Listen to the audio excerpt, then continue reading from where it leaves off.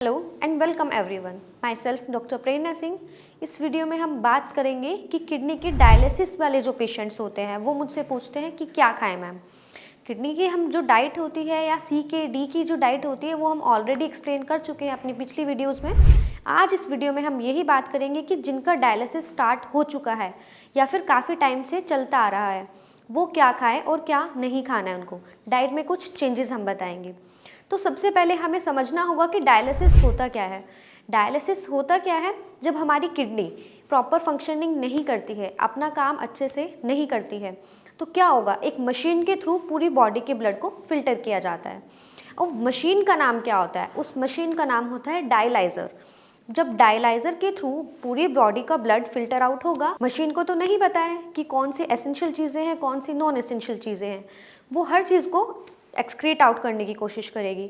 तो उस एक्सक्रीशन में, उस वेस्ट मटेरियल को बाहर निकालने के चक्कर में कुछ एसेंशियल मटेरियल्स भी हमारी बॉडी से निकल जाते हैं। जैसे बहुत सारे मिनरल्स की डेफिशिएंसीज हो जाती हैं, बहुत सारे प्रोटीन की डेफिशिएंसी हो जाती है, विटामिन्स की डेफिशिएंसी होती है।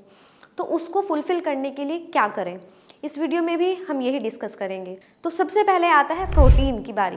प्रोटीन में पेशेंट्स कंप्लेन करते हैं कि आप हमारा प्रोटीन इंटेक बंद कर देते हो, तो हम खाएं क्या। अब प्रोटीन होता क्या है, प्रोटीन होता है हमारा बिल्डिंग ब्लॉक्स, मतलब बॉडी को बिल्ड करने में, बॉडी की एनर्जी को मेंटेन रखने में हेल्प करता है। अब इसके अलावा क्या होता है, जो किडनी के पेशेंट होते हैं उनको नो प्रोटीन या लो प्रोटीन डाइट दी जाती है, बट जो डायलिसिस वाले पेशेंट होते हैं उनको नॉर्मल लोगों से कुछ ज़्यादा अमाउंट में प्रोटीन हम एडवाइस किया जाता है। डायलिसिस वाले जो पेशेंट्स होते हैं उनको थोड़ा हाई अमाउंट वाला प्रोटीन सजेस्ट किया जाता है। तो कितना, 1.2 टू 1.5 ग्राम पर केजी पर डे के अकॉर्डिंग प्रोटीन का अमाउंट इंक्रीज़ किया जाता है। अब प्रोटीन में भी कुछ पेशेंट्स होते हैं जो वेजिटेरियन होते हैं, कुछ नॉन वेजिटेरियन होते हैं। तो वेजिटेरियन जो लोग होते हैं, हम ऐड कर सकते हैं डेयरी प्रोडक्ट्स, जैसे दूध होता है, कर्ड होती है, दही, या फिर पनीर अपनी डाइट में हम एडेप्ट कर सकते हैं। दालें एडेप्ट कर सकते हैं, जैसे मूंग दाल होती है या फिर मसूर की दाल होती है। नॉन वेजिटेरियन के लिए कुछ अलग कैटेगरीज आ जाती हैं, जैसे बॉइल्ड एग। बॉइल्ड एग में जो वाइट पोर्शन होता है सिर्फ उसको अपनी डाइट में ऐड करना है, येलो पोर्शन को अवॉइड करना है। इसके अलावा स्मॉल फिश भी अपनी डाइट में किडनी के डायलिसिस वाले पेशेंट ऐड कर सकते हैं। अब इसके अलावा बात आती है कि प्रोटीन हमारा हो गया है पोटेशियम, कि डायलिसिस तो चल रहा है, डायलिसिस चलते हुए काफ़ी टाइम हो चुका है, तो यूरिन आउटपुट जो होता है वो बिल्कुल बंद हो चुका होता है, रिटेंशन ऑफ यूरिन हो जाती है, यूरिन नहीं आता है। उस कंडीशन में क्या होता है कि हम कुछ खा रहे हैं तो बॉडी में पोटेशियम लेवल बढ़ जाता है। इस कंडीशन को बोलते हैं हाइपरकैलेमिया, या फिर पोटेशियम का लेवल बढ़ जाना।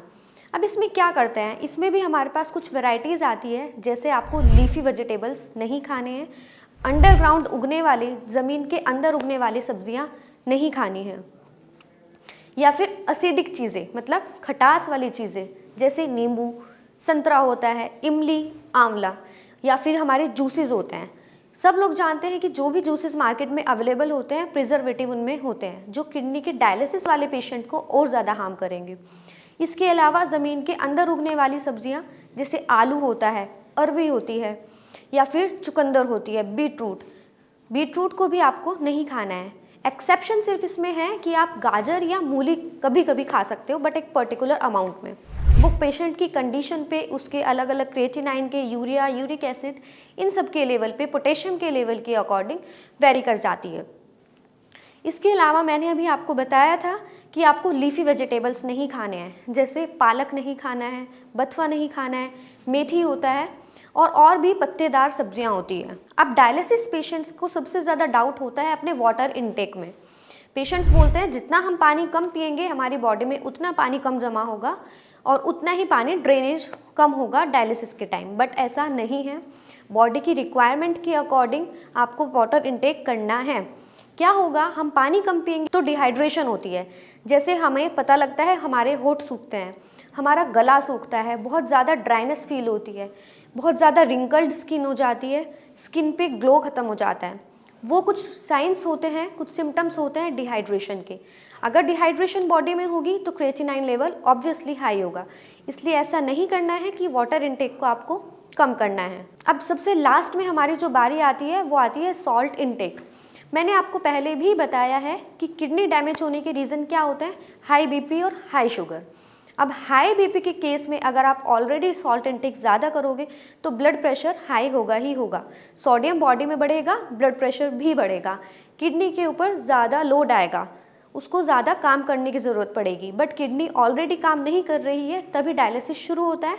इसलिए सॉल्ट इंटेक को आप कम से कम रखें, हो सके तो नो सॉल्ट डाइट लें या फिर सॉल्ट फ्री डाइट लें। इसके अलावा और भी बहुत सारी चीज़ें होती हैं, जैसे जिनका डायलिसिस ज़्यादा बार हो रहा है या काफ़ी लंबे टाइम से चल के आ रहा है और डायलिसिस उनको कम कराना है, तो उसके लिए ज़रूरी नहीं है कि सेम डाइट रहेगी, वो अपनी कंडीशन के अकॉर्डिंग ट्रीटमेंट ले और ट्रीटमेंट के साथ साथ उनका डायलिसिस कम होने की पॉसिबिलिटी हो जाती है। मिलते हैं नेक्स्ट वीडियो में अगले टॉपिक के, तब तक के लिए नमस्कार।